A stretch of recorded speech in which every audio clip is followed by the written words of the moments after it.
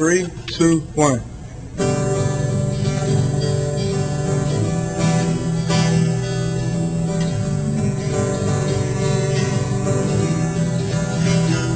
Maybe one day we can go hand in hand down a golden road. And if I get there before you go, I'll be waiting at the door. In the future, hopefully, we'll be together, you and me. Don't you worry, baby, please, 'cause honestly, if I could rewind both the hands of time, still I would never find a lovelier design than you. Who are you? Who am I? You realize that question? Huh. Who are you? I'm Bob. Nice to meet you. Bobby Ray Simmons Jr., aka B.O.B, born November 15th, 1988. Today's feature has to be the most interestingly confusing artist I've covered to date, in that he once had the world at his feet with a lane only he could ride in, being of his musical talent and background, mixed with perfect timing and success, and then leaned over and flicked it all away, deciding to walk a lonely path of contradicting sounds, personality, and thoughts that essentially buried him alive. Not that he can't be heard, because he still puts out music consistently today, and some of it isn't bad at all. The song Slizzy City, released a year ago, is some of his best recent work that showcases a bit of what the world fell in love with when it comes to B.O.B. I remember it had to be maybe 2010. B.O.B had a show at the University of Missouri with J.Cole on probably some college tour, and I got to watch him perform as the featured act. Going there to see J.Cole, I knew nothing much about B.O.B besides the radio songs he had out at that point that pierced your ears all throughout a car ride and made it hard not to sing along with. But I always chalked it up as just another radio artist built to have timely success and not much else, until I saw him perform. My respect grew tons for him, because although J. Cole was the hottest traditional rapper on the rise and his set was great, he wasn't close to the potential I saw that night in B.O.B. This guy's set was amazing. He performed the entire time with a guitar strapped to him and was actually playing it beautifully, not some weird prop Lil Wayne used trying to convince us he had somehow gone full rock artist. In fact, an argument can be made he was probably inspired by B.O.B in that way, because after seeing the contrast between a traditional rap performance like J. Cole to seeing this guy with a guitar completely control the mood of a live show, it would be hard not to be influenced as an artist looking to evolve like Wayne. But that's neither here nor there. The point is, B.O.B was creating a lane in hip-hop so different, but also exactly what other artists wanted to create, but just couldn't without the musical background he had, and I don't even think he noticed. He couldn't have. Had he, there's no way he'd decide to go away from that all to be a podium screamer that now goes triple sandwich bag in recent album sales. In no way did I expect this from B.O.B, and now that I get a chance to dissect his career, I completely understand why the masses feel that the former Grammy-nominated artist has fallen off.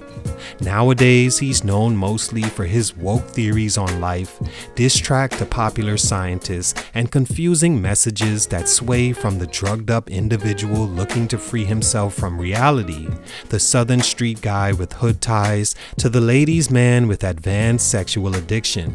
Whether I get him or not, whether his message of who he wants to be as an artist is clear enough to get or not, facts are, it was working and now it's not. Here are 3 reasons why B.O.B's growth was stunted. It's your boy J.C. Stunted Growth Music. Let's get it, man.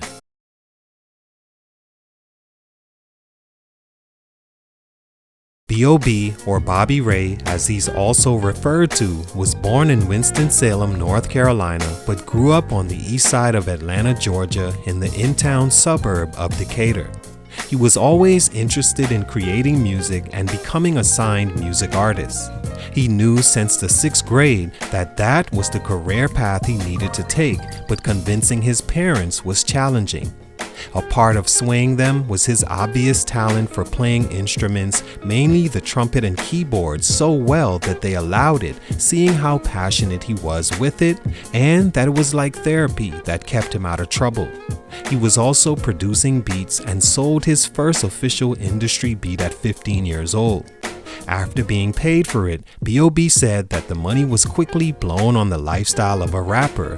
Then he was broke again, living as himself, which taught him the important lessons of saving money and that music was his addiction. He recorded a track called Cloud 9 that was a staple at his shows and open mics. Manager T.J. Chapman saw B.O.B perform and agreed to co-manage him, leading to a record deal with Atlantic a month later. Stunt number 1, clashing sounds and personality. Now remember how I said that B.O.B was the most interestingly confusing artist? Well, a part of that is a direct indication of the mixture of life experience he was able to get living in the suburb of Atlanta, but being a musician influenced by the rap industry and artists a part of it just a doorstep away. It's like being a person that isn't athletic but watches wrestling and starts to dress and act like one.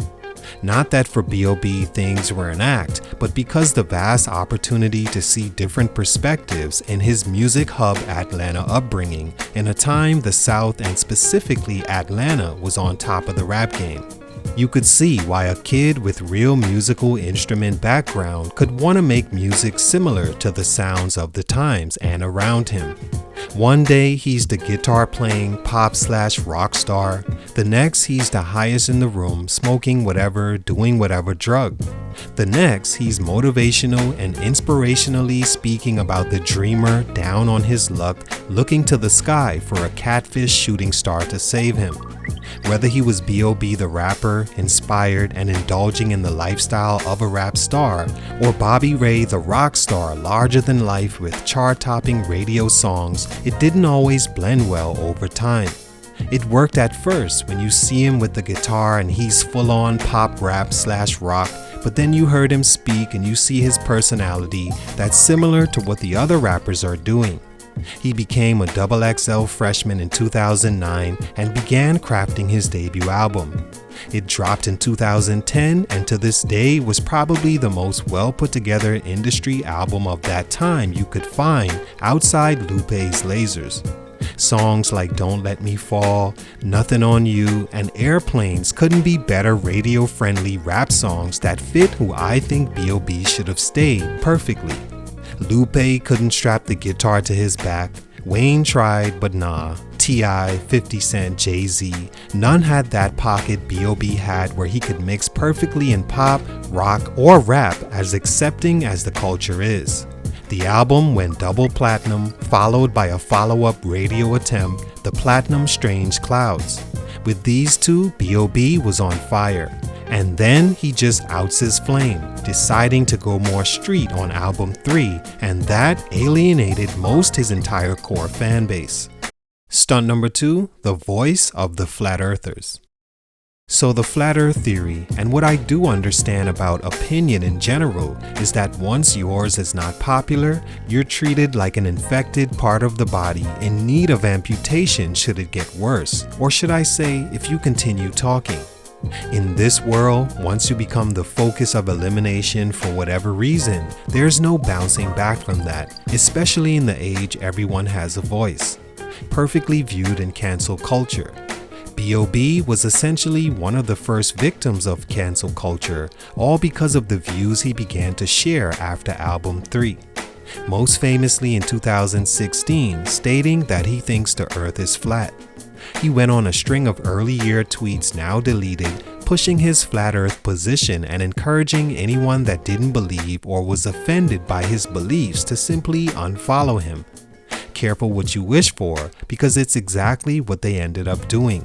Already not 100% accepted in the hip-hop lane for his guitar-playing, industry-planted radio sound, he was now pushing his opposite fan base of the radio-listening working middle class away as well, because nothing the ones programmed like more than being, well, programmed. Not by a rapper with unique thoughts though. They prefer to be led by tradition, by what was handed down to them. So what does B.O.B do? He leans fully into being a conspiracy theorist and adding that to his music. Theories about celebrity cloning, anti-Semitism, Illuminati, social injustice, and being woke.